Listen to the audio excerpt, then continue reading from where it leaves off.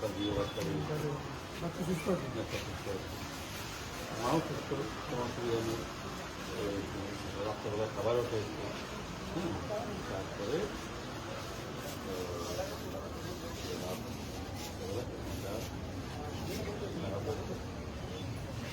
হাটের শ্বাসকষ্ট রক্তের প্রধান নিয়ে যাবে।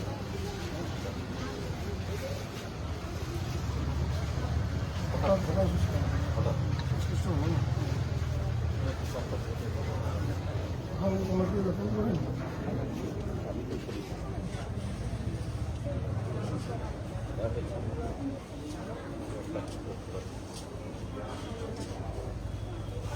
বাচ্চা ঠিক আছে, রাস্তায় নর্মাল খাওয়া দাওয়া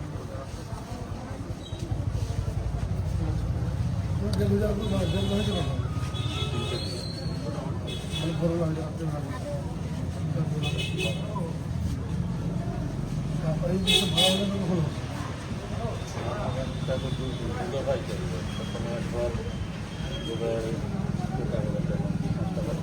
বাসাতে ইনকাম করেছে?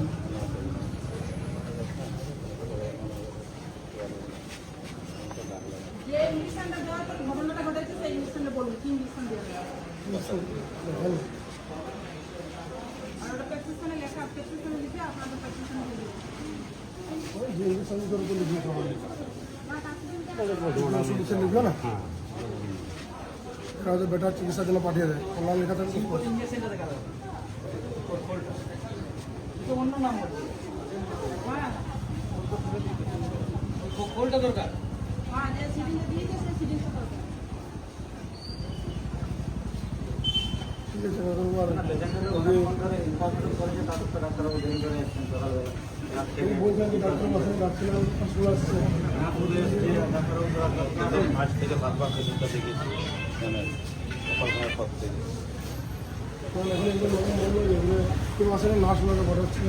না না আসেনি আসেনি আসেনি 10টা থেকে দেখা হয়েছে। আসেনি 10টা থেকে দেখা হয়েছে। এক্সপায়ার হওয়ার পরে একবারও দেখতে আসার জন্য অনেকবার ডাকা হয়েছে, কিন্তু আসেনি। থাকেন তো দুতলাতে, একটু নেমে এসেও দেখতে পারতো সিরিয়াস রুগীটাকে।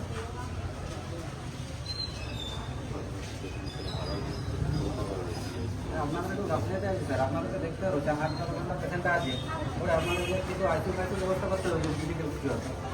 আপনি এভাবে ফেলে রেখে দিবেন। ওই রোগের মধ্যে ঘটনা ঘটে গেল সেটা আপনারা ভালো বলছেন। না না 10টা থেকে অসুবিধা হচ্ছে, পেটের ব্যথা উঠেছে, ধরে যাচ্ছে, পেচ্ছাপের ইয়েটা বন্ধ হয়ে গেছে, সেটার জন্য ডাকা হয়েছে। উনি তো আসেননি একবার, বারবার ওনাকে ফোন করা। না সেটা কোনো সব মিলে 1350 পেচ্ছাপ।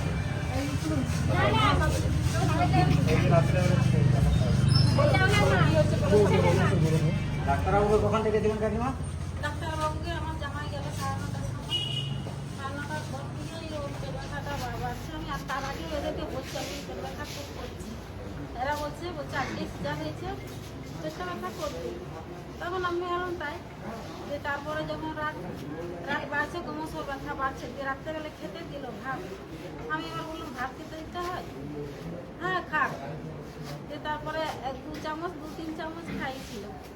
যে তারপরে এরকম যতবার কেথিক্যাল লাগিয়েছে, 4টার সময় কেথিক্যালে জল ঢেলেছে, রাত 3টা বাজে কেথিক্যালে 250 জল নাই, 150 গ্রাম জল হবে। আমি বলছি দেখো পেচ্ছাপের কোনো প্রবলেম হচ্ছে, তোমরা কেথিক্যাল চেঞ্জ করো, নাহলে ডাক্তারবাবুকে ডাকো। বারবার মেয়েগুলোকে আমি বলছি। আর গ্যাস হচ্ছে, তোমরা গ্যাসের ওষুধ দাও, যে অন্য একটা ব্যবস্থা করো। ডাক্তারবাবুকে বারবার ডাকো, বারবার ওদেরকে বলেছি ডাক্তারবাবু উপরে আছে, উপরে বলি উপরে কিছু ফোন করে ডাকুন। এই আমার মেয়েটাকে এরা এই মেয়েগুলা গাফলাতি করে মেরে দিল। ডাক্তার আসেনি, ডাক্তারবাবু মিথ্যা কথা বলছে, ডাক্তার আসেনি। কি করে বলবেন? ফরেস্টের মিথ্যা কথা বলবেন? যা বললেন সত্যি কথা বলবেন। ডাক্তারবাবু যখন শেষ কালকে ইউনিয়ন এসে আপনার এইটা বন্ধ করে দেবে, এটা জানেন? যেটা আসেননি মারার পর এসছেন সেটা সত্যি কথাটা বলবেন। মিথ্যা কথা বলার কি দরকার? আপনি লেখাপড়া শিখেছেন না? 10টা থেকে আপনাকে ডাকা হবে। 10টা আমার জেলের ভয়ে ইয়ে করছেন কেন? নার্সিংয়ের ডিগ্রি দেখাতে পারুন। ডিগ্রি দেখাতে পারুন নার্সিং হয়তো ট্রেনিং দিলে সেটা ডিগ্রি দেখাতে পারুন। 50 বার লাগবে পয়সা 50 বার। বাইরে বসে আছি। এইখানে নার্সিং এ না আছে ইউনিফর্ম যারা কর্মচারী তাদের ইউনিফর্ম নেই মুখে মাস্ক নেই হাতে গ্লাস নেই এটা কি হয় এখানে বাচ্চাকে নিয়েছে ওরকম হাতে পেশেন্টকে নিয়েছে ওরকম হাতে মুখে একটা মাস্ক সুদ্ধা নেই এটা নার্সিং হোম এটা মানে থার্ড হসপিটালের থেকে অধিক এটা এটা আমি এসেছিলাম। পয়সা রেখে নেন। আপনারা কি এমনি ফ্রিতে করে দিচ্ছেন ভর্তির সময় আগে ফোন ডোনেট করুন। ফ্রি করে একদম এখন মারা হবে গায়ে হাত আমার সামনে দিলে গায়ে হাত দিয়ে কথা বলুন। কথা বলুন, আমি কথা বলবো, আমার সবাই বলছে কথা, তোমার কি সমস্যা? কথা বলো, কথা বলো। ওরা সবাই বলছে, আমরা বলছি, এরা বলছে। এখানে ঝামেলা মারপিট করলে কি সব ঘুরে যাবে ভাই? ঘুরের জন্যই সবাই এসেছে। সবাই বক্তব্য শোনার জন্য আমরা আছি। ভুল হয়েছে, যা হয়েছে, কি হয়েছে, সবাই আছে। কি বলছে বলো, সবাই শুনবে। না না স্যার ইনি বলছেন আমি এসেছিলাম কিন্তু মারার পর এসছে।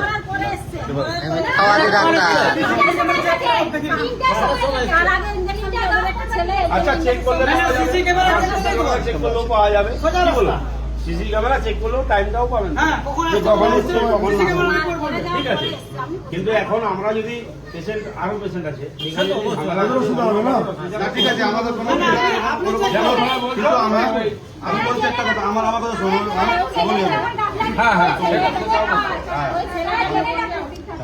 প্রপার ইনকোয়ারি প্রপার ইনকোয়ারি করতে হবে। প্রপার পুলিশ আমরা এফআইআর করবো।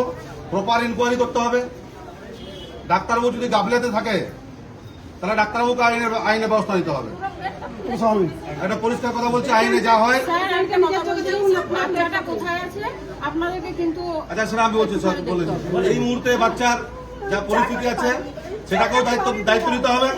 এবং আর এটা আজকে নয়, এরকম সেভারেল টাইম এখান থেকে হয় এবং ইনফ্রাস্ট্রাকচার আপনি দেখেছেন নার্সিংহোমে যথেষ্ট পরিমাণ ইনফ্রাস্ট্রাকচার নেই। যারা নার্স আছেন তারা কিভাবে নার্স, কেমন নার্স, কোথা থেকে পাস করে আসছে, কি ব্যাপার আমরা তাও জানি না, জানাও হয় না।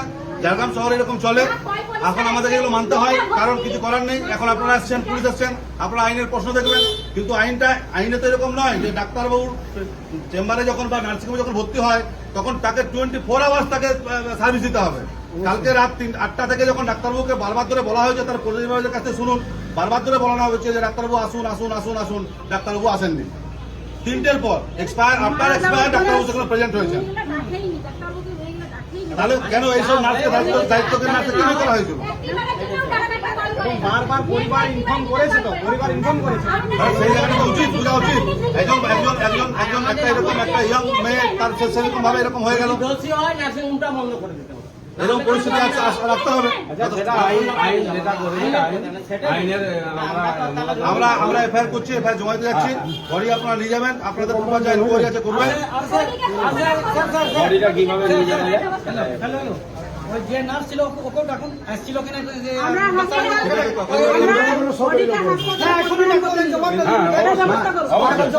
কিভাবে নিয়ে যায় নিজেরা ডাক্তারবাবু আদৌ এসেছিল কিনা